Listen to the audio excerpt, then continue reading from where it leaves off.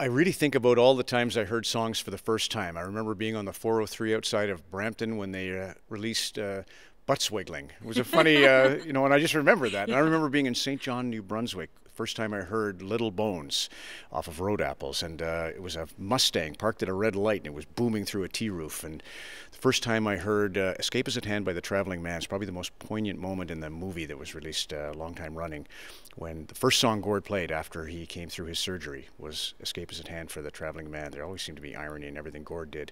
But I heard that for the first time in Halifax, Nova Scotia. So I can actually place, like we do momentous events, Paul Henderson's goal, etc. I remember hearing Hip songs for the first time all over the country.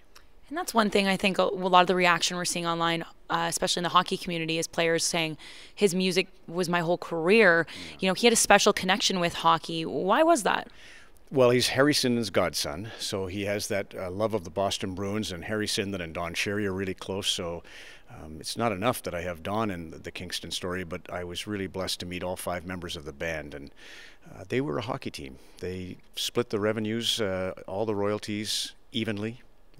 They really propped up their Gretzky. Gord was their Gretzky, and they were not jealous. They were supportive, and he dealt with the audience. He was the showman.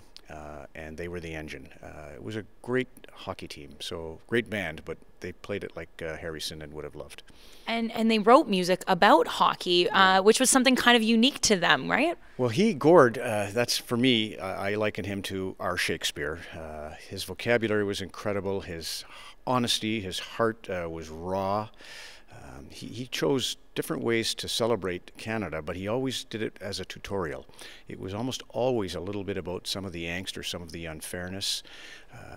That was his greatest gift, is that he didn't sit back and feel a sense of pride. He felt a sense of gratitude, and he felt a sense of purpose in everything. The way he died obviously came down to 2 couplets. One was thank you, and the other was First Nations.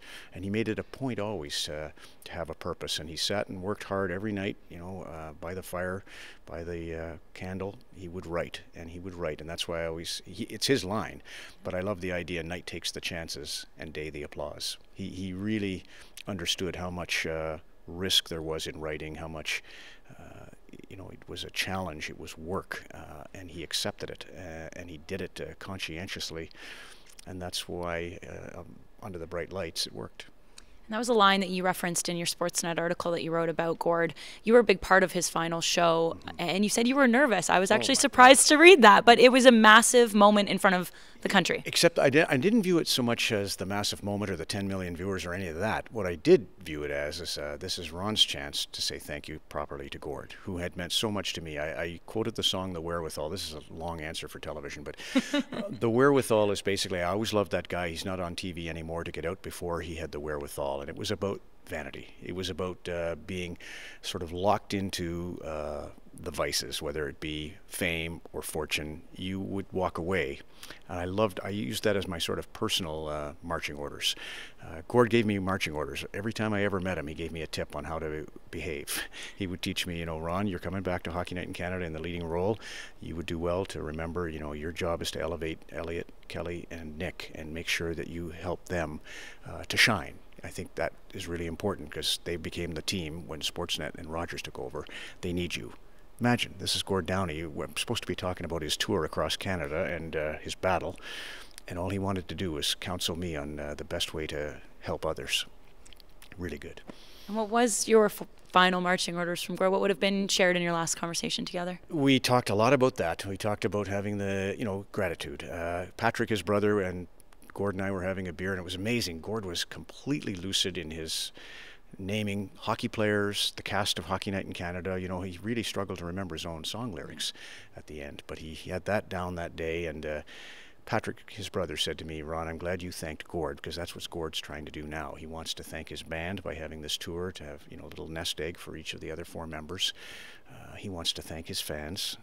He was very grateful for the fact that people enjoyed him, and little things. He loved that both men and women were attracted. It wasn't just a beer-guzzling boys' hockey dressing room crowd. It was everybody kind of understanding that his message was about humanity. It was gender insensitive. It was just beautiful. It was communication at the highest level, from the heart, with that one express purpose to say thanks. And so I never forget it. I always look at every scene and say thank you. How's that? Where'd that come from? It's a tough day. Yeah. Well, it's not. It's a grateful day, but yeah, he was a good guy.